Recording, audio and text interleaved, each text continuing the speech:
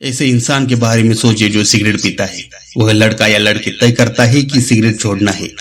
अब क्या वह सही रूप से सिगरेट छोड़ने में सफल होगा या कुछ दिनों के लिए उसे छोड़कर फिर से शुरू कर देगा? उस इंसान को सिगरेट छोड़ने के लिए प्रेरित किस चीज ने किया है, डर या खुशी? मान लीजिए उस व्यक्ति को खांसी शुरू हो गई थी, थूक में खून भी आने लगा था। वह डॉक्टर के पास गया और उसने कैंसर होने की शंका जता दी। इससे उस व्यक्ति के जबरदस्त डर पैदा हो गया, इसलिए उसने सिगरेट छोड़ने का फैसला किया। लेकिन मान लीजिए परीक्षण में पता चला कि कैंसर नहीं है, तो दिन बीतते डर कम हो जाता है। उसके साथ सिगरेट छोड़ने की इच्छा भी कमजोर पड़ने लगती है और वह व्यक्ति फिर सिगरेट पीना शुरू कर देता है। अब दूसरे व्यक्ति पर विचार कीजिए। यह व्यक्ति एक्सरसाइज वगैरह करता है, उसे फिट रहना अच्छा लगता है, हालांकि वही भी धूम्रपान की आदत का शिकार हो गया है। पिछले वाले व्यक्ति की तरह इसके साथ घटना हुई है, खांसी, थूक या कफ के साथ खून और कैंसर का शक।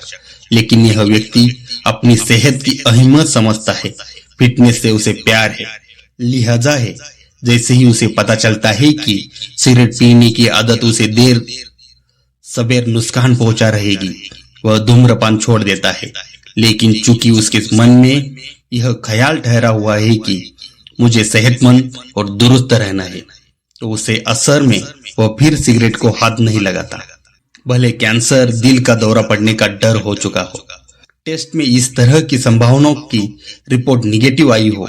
इसके अलावा डर की वजह से होने वाली प्रेरणा के साथ एक और समस्या होती है। इस स्थिति में तनाव भी पैदा होता है। एक छात्र के बारे में सोचकर देखिए, जिसे परीक्षा के लिए पढ़ाई करनी है, उसे पढ़ाई के लिए प्रेरित करने वाला फैक्टर क्या है?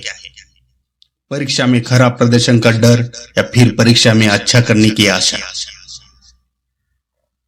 यह ध्यान रखने की बात है कि गतिविधि इधर भी समान है।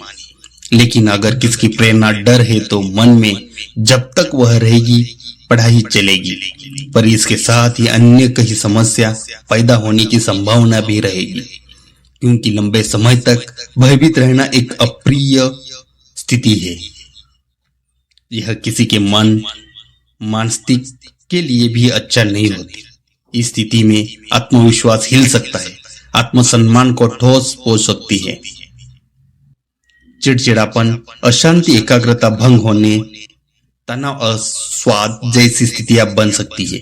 वह दूसरी तरफ जो स्टूडेंट इस प्रेरणा के साथ कि मुझे परीक्षा में अच्छा करना है पढ़ाई करता है, उसके मन की इच्छा स्थिति अलग होती है, बेहतर होती है। हालांकि यह अलग अलग स्टूडेंट के लिए अच्छा करने का मतलब अलग अलग हो सकता है। अच्छे स्टूडेंट के लिए इसका मतलब कक्षा में टॉप करना हो सकता है। औसत छात्र के लिए इसका मतलब आराम से पास होना जाना बस हो सकता है। मगर सोच तब भी दोनों की एक ही है। वो दोनों अपना लक्ष्य हासिल कर खुशी की उम्मीद करते हैं। यह भावना उन्हें अन्य सकारात्मक विचारों की ओर ले जाती है, जैसे दृढ़ संकल्प और उत्साह। बेशक डर हमेशा बुरा नहीं होता, डर हमें कमजोर कर देता है। उदाहरण के लिए गाड़ी चलाते समय डर एक अच्छी प्रेरणा है। वह हमेशा सोचते रखता है कि सावधानी बरतनी है। लेकिन ड्राइविंग करते समय दौरान पूरे वक्त भयभीत रहना भी अच्छा नहीं है। डर और खुशी के विपरीत मूड निर्णय लेने की क्षमता भी प्रभावित करती है। उदाहरण के लिए नौकरी बदलने का निर्णय, नौकरी छोड़ना और व्यवसाय शुरू करने का फैसला। इसमें प्रेरणा क्या है, डर या खुशी की तलाश? मिसाल के लिए अगर आपकी प्रेरणा भय है, तो आपका सुरक्षित नौकरी छोड़कर व्यवसाय शुरू कर पाएंगे, इसकी संभावना न के बराबर रहेगी। लेकिन अगर आपको शानदार गौरवशाली भविष्य की उम्मीद प्रेरित कर रहती है, तो निश्चित ही आप नौकरी छोड़कर बिजनेस शुरू कर लेंगे। यह ध्यान रखना महत्वपूर्ण है कि भय और खुशी दोनों ही भावनाएं हैं।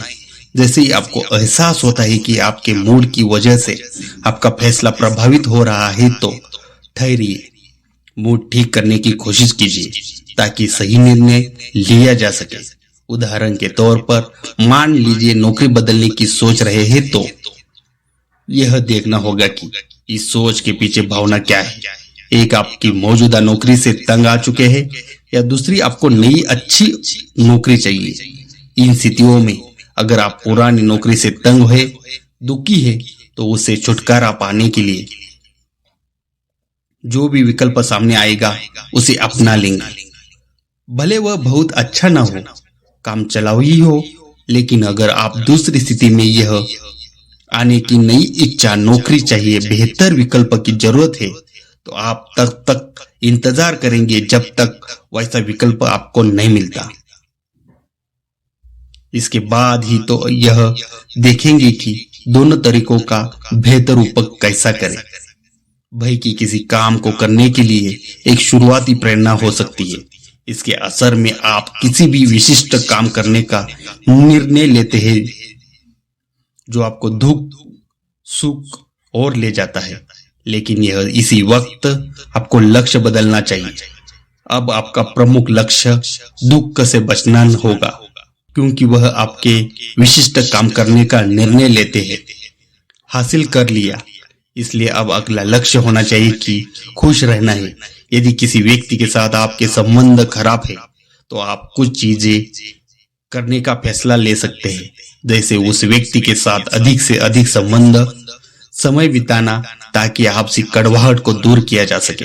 लेकिन यहाँ पर अपना लक्ष्य, अपनी प्रेरणा बदलिए।